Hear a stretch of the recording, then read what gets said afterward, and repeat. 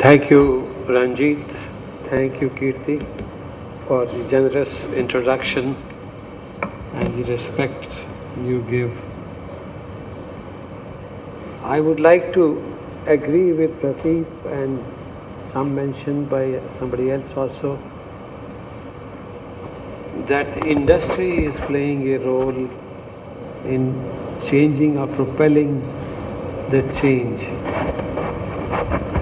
It is that which is the main aim of the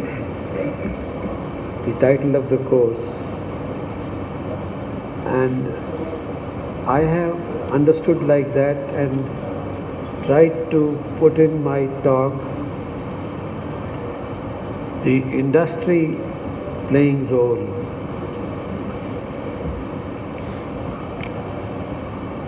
Ladies and gentlemen, evaluation of the new medications, techniques and technology. I'm not confining to a particular instrument or a particular technique.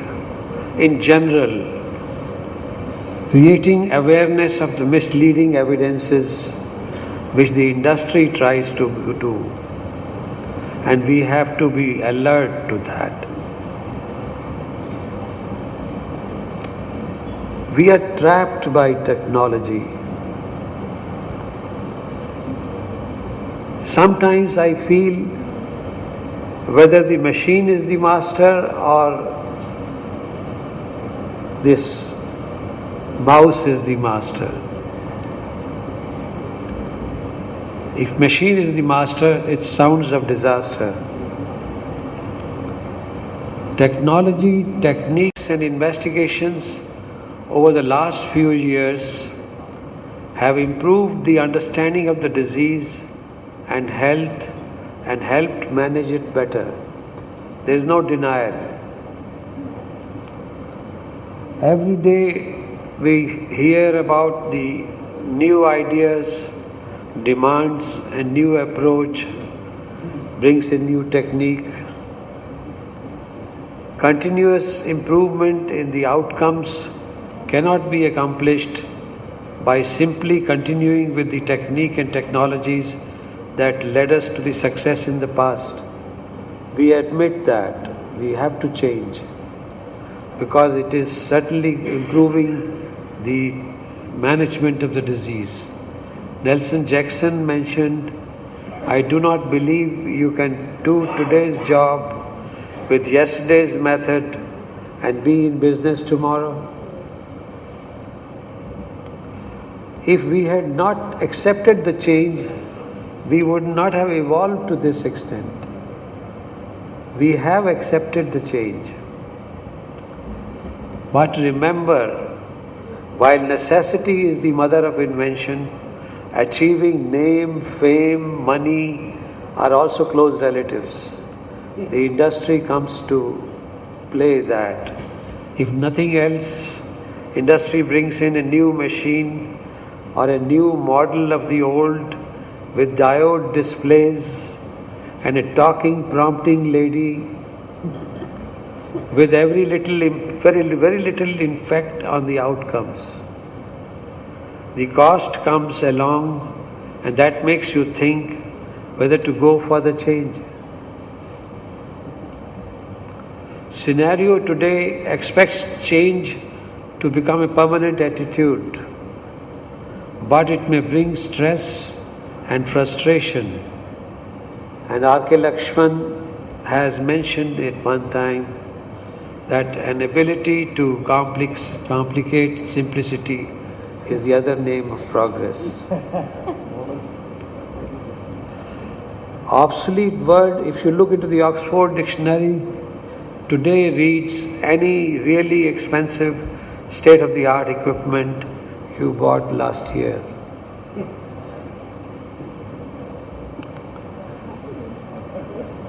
Painstaking evaluations is needed, especially in changing over to new surgical methods, lest we be misled.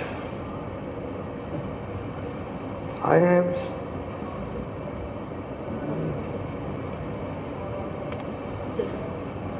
some of the things which come to my mind.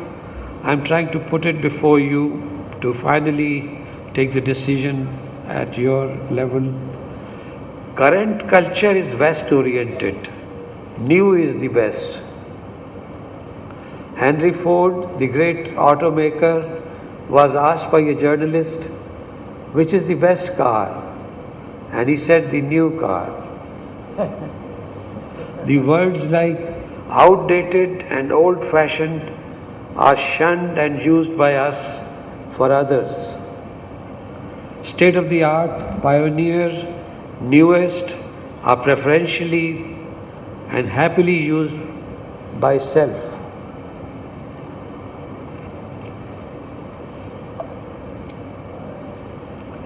Latest is not the greatest. Newness or recentness also indicates unprovenness. Human organism is highly complex. No computer model or experimental animal can come near to it. The new has to withstand the test of time before being accepted. It has to be repeatedly confirmed before putting it on trial on human beings. And this is something like becoming mad to conduct the trial, that I have to make you understand by this anecdote that a person rang up the mental hospital reception to ask to be connected to room number 12. And after a few rings, the nursing staff on the reception said that room is vacant. There is nobody there. And he was found telling, that means I have escaped. The mad person has to confirm himself. And so we have to be mad while judging the drugs and techniques. And as you all said, old is gold, new is just for view. But I would say should be left for some time on view. You should not be the first to change, but you should not be the last to change also. The latest is the greatest, not the physician alone, but the patient too wants the latest. He gets the newspaper clippings to you, glowing terms of laudatory mention attract, and he asks you whether I can go for this. You have to make him understand, and maybe make him understand to become a part of the trials going on for that. The second point which pleases us or points to this difficulty is that printed word is not the last word. We have believed the printed word as godly word, and today it is very different situation. Less than 1/5 is evidence-based. Well-designed studies are very few. Ocular surgery, Eurotimes, iNet are not peer-reviewed. Catchy headings like newspapers. Industry is very powerful and has financial interests in the publications, and they are sponsored. Evidence-based medicine is the only answer. The authors and the publishers of the articles have investments in the drug or the procedure. They should be read as ads, declarations. Bob Machemer and myself looked into the American journals 7 years publications, and it was found that 70% had incorrect p-values calculated. Even in peer-reviewed journals, the conclusions should be suspected. The peer-reviewed rubbish appears as an editorial in Times of India. They have to be taken with a pinch of salt. There are 3 kinds of lies. Number one is the ordinary lie, number two is super lie, and number three is statistics.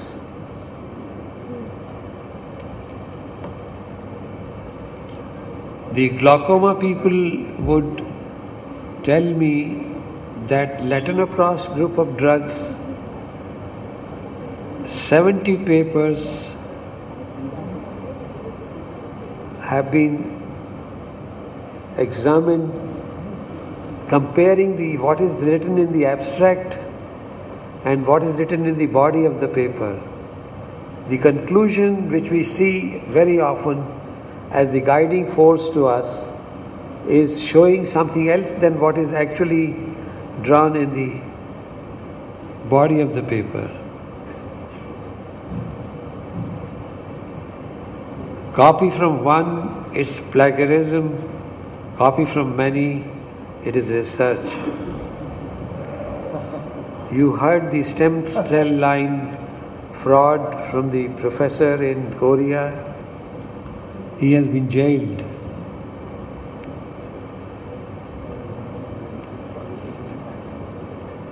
The swine flu finally revealed that the persons who propagated the vaccine at the WHO level, at the UNICEF level, had interest in their productions, the pharmaceutical concerns. The third thing which creates impact on our mind is the best of presentation. Even normally we select the best pictures when we have to publish the paper. We publish the picture which is conforming to our mind, our conclusions. The three great lies I have mentioned to you, and that the Swarna, a pathologist, has written. The third one is that a picture represents the disease.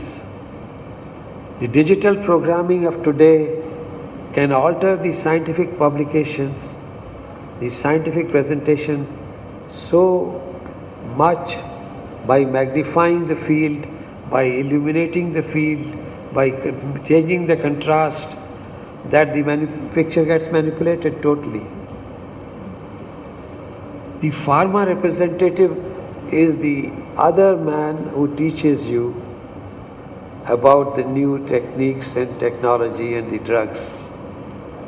He is the propagandist, believe you, is the right name for him. His job is at stake, makes him biased. I have seen myself the man changing his loyalties and once again telling us that the drug which he had preached in the other company is out of date. Look out, he may use wrong means on you.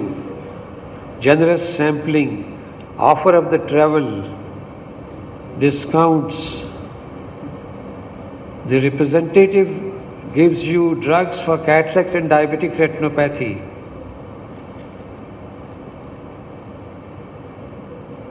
This is a recent happening. The mystery letter puts MCI lens on the 300 doctors who have been writing the medications of the pharmaceutical companies which were sponsoring their activities. The clinical impression is something which we must remember. Our boss tells us without any reason. He just says, this is this, it has to be accepted. We must look at it with a little suspicion. His personality counts. He can give you a degree, that counts. He is almighty for you at that stage, and you get motivated, modulated by his impressions. Base yourself on the facts than on the erroneous impression. It is an impression after all. Double-blind studies are ideal. And the anecdotal mention of the double-blind study was found, the two ophthalmologists reading the ECG. Clinical impressions are merely collection of the description of individual cases. They have nothing scientific in it. Surgeons who do not count their cases and give the conclusion do not count at all. And finally, there is the elegance of presentation which creates our mind motivated towards that technique. Room lights are dimmed, an authoritative Amitabh Bachchan-like voice is spoken, video springs up on the screen, upbeat music sets the mood, and powerful narrator speaks on the soundtrack while the 3D presentation of the procedure is done. You are made to get the best impression about surgical procedure. Surgery is completed in just 3 minutes and is often edited, no complications shown. A lie can travel halfway around the world while truth is putting on its shoes. Oscar Mark Twain had said. You can see the difference between the two ladies, but they are not two. You can change the gift packing, but you cannot change the truth of the gift within. Evaluating the new 5 ways to be misled. Latest is not the greatest. Anything printed, not the last word, especially today. Representative is a propagandist. Clinical impression should be taken with a pinch of salt. Elegance of presentation is not a sign of quality. It's a at times camouflage. Neither newness nor notoriety is intrinsically valid. Validity is, however, a measure of actual equation with the reality.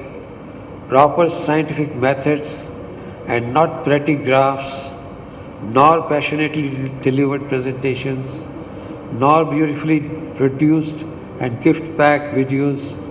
Proper science and not pretty productions should prevail. Truth is the daughter of time. Summary further, be a discreet and unbiased observer while evaluating the new technique or technology. Even when your colleague is using the machine, do not follow his or her advice blindly. They are already accepting it. Form your own opinion. Ask these questions before applying new technique or technology on your patient. Has it been tested? Is it cost effective? As safe as the current procedure? Have you learnt it well? You must learn the procedure well before concluding that it is useful. You should not behave like this lady who did not know anything about the mobile phone. Can you have the sound? She was trying to find the attention of her boyfriend and was not listening. She tried to throw these stones, and a passerby said, "Why don't you use a telephone?" And she took the telephone and used it. Or for that matter, this lady was given the mic to speak, but she doesn't recognize the mic. It's official that girls do not interest in technology. Sir? Yes, it is official. Change is the law of life, and those who look only to the past or present are certain to miss the future. But be aware of the misleading evidences. I am not a teacher, but an awakener. You must be the change you want to be seeing in the world.